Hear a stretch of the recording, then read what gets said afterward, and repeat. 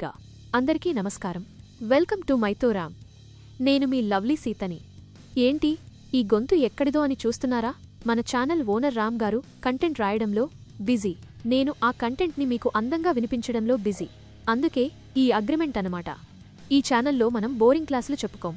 మన పురాణాలు, చరిత్ర, ఆసక్తికరమైన కథలని నేను మీకు ఫ్రెండ్లా చాలా సింపుల్గా చెబుతాను.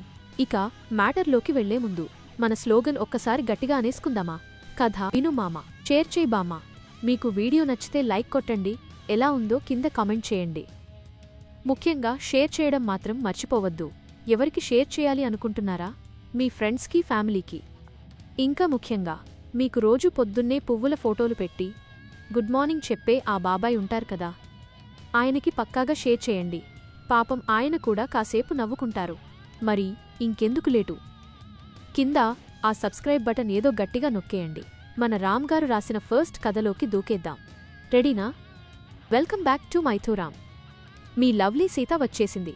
ఈరోజు మనం రామాయణంలో చాలామందికి తెలియని, బహుశా చరిత్ర పుటల్లో మరుగున పడిపోయిన ఒక సీక్రెట్ గురించి మాట్లాడుకోబోతున్నాం.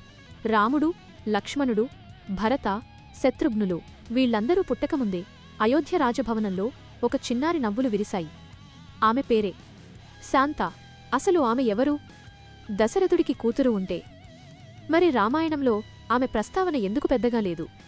ఈ ప్రశ్నలన్నింటికీ సమాధానం తెలుసుకునే ముందు మీకో చిన్న ఛాలెంజ్. ఈ కథను శ్రద్ధగా వినండి, ఎందుకంటే ఈ వీడియో చివర్లో నేను ఈ కథ నుంచే 5 ప్రశ్నలు అడుగుతాను. కరెక్ట్గా ఆన్సర్ చేసిన వాళ్ళ పేర్లని నెక్స్ట్ వీడియోలో అనౌన్స్ చేస్తా. So don't miss it.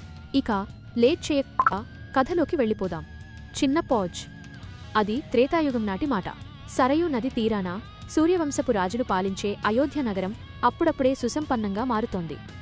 ఆ రాజ్యాన్ని పాలించే దశరథ మహారాజు అంటే సామాన్యుడు కాదు. 10 దిక్కులని జయించిన వీరుడు. సాక్షాత్తు దేవేంద్రుడికి స్నేహితుడు అంటే ఆయన రేంజ్ ఏంటో అర్థం చేసుకోండి. రాజ్యంలో కరువు లేదు, ప్రజల కళ్లలో కన్నీరు లేదు, అంతా సంతోషమే.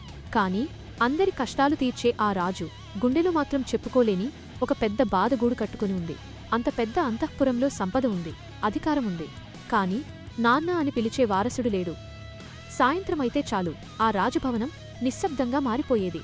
కౌసల్యదేవి పూజగదిలో దీపం పెట్టి, అమ్మా గౌరీదేవి, ఈ రాజవంశం వెలగాలంటే ఒక బిడ్డ కావాలి తల్లి అని కన్నీరు పెట్టుకుంటే, దశరథుడు ఆమె బాధ చూడలేక తనలో తను కుమిలిపోయేవాడు. బయట ప్రపంచానికి ఆయన ఒక గొప్ప చక్రవర్తి, కాని ఆ 4 గోడల మధ్య మాత్రం పిల్లల కోసం పరితపించే ఒక మామూలు తండ్రి. సరిగ్గా వాళ్లు ఆశలు వదులుకుంటున్న సమయంలోనే ఆ అంతఃపురంలో ఒక అతిగింది. ఒక శుభోదయాన రాజభవనం అంతా వినిపించేలా ఒక పసిబిడ్డ ఏడుపు వినిపించింది. సాక్షాత్తు లక్ష్మీదేవిలాంటి ఒక ఆడపిల్ల జన్మించింది. ఆ పాపాయిని చేతుల్లోకి తీసుకోగానే దశరథుడి కళ్లలో నీళ్లు తిరిగాయి. యుద్ధంలో గెలిచినప్పుడు కూడా ఆయనకు ఇంత ఆనందం కలగలేదేమో.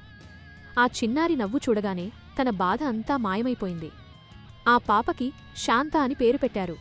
అప్పటివరకు నిశ్శబ్దంగా, దిగులుగా ఉన్న ఆ రాజభవనం శాంత రాకతో పండగలా మారిపోయింది. దశరథుడు తన చేతుల మీద ఆమెను ఎత్తుకుని ఆడిస్తుంటే అయోధ్య ప్రజలు సంబరపడిపోయారు. శాంత అంటే దశరథుడికి ప్రాణం, కౌసల్యదేవికి శాంత అంటే సర్వస్వం. కాని ఫ్రెండ్స్, విధిరాత మరోలా ఉంది. అంత అపురూపంగా గుండెల్లో పెట్టుకుని పెంచుకుంటున్న ఆ బిడ్డని దశరథుడు తన చేతులతోనే వేరొకరికి దానం చేయాల్సి వచ్చింది. ఒక్కసారి ఆలోచించండి. ప్రాణానికి ప్రాణమైన కన్న కూతురిని ఏ తండ్రైనా ఎవరికైనా దానం చేస్తారా? అసలు అంత పెద్ద నిర్ణయం దశరథుడు ఎందుకు తీసుకోవాల్సి వచ్చింది? ఆ పరిస్థితి ఏంటి? ఈ ఎమోషనల్ ట్విస్ట్ తెలియాలంటే పార్ట్ 2 వచ్చే వరకు వెయిట్ చేయాల్సిందే. ఇప్పుడు క్విజ్ టైం. ఈ కథను మీరు ఎంత బాగా విన్నారో చూద్దాం. 1. అయోధ్య నగరం ఏ నది ఒడ్డున ఉంది? 2. దశరథ మహారాజు ఏ వంశానికి చెందినవాడు? 3. దశరథుడికి స్నేహితుడైన దేవుడు ఎవరు? 4. దశరథుడు, కౌసల్యలకు పుట్టిన మొదటి సంతానం పేరు ఏమిటి? 5. కథ. మొదట్లో రాజభవనంలో ఉన్న ఏకైక లోటు లేదా బాధ ఏమిటి? మీ సమాధానాలను కింద కామెంట్ చేయండి. వచ్చే ఎపిసోడ్లో కలుద్దాం. Signing off.